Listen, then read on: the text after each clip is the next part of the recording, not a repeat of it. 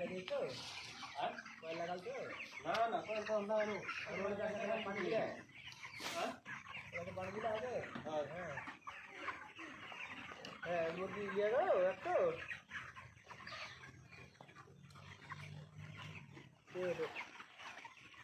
তোরে ওই ইয়ে ফেরিঘাটে নাকি?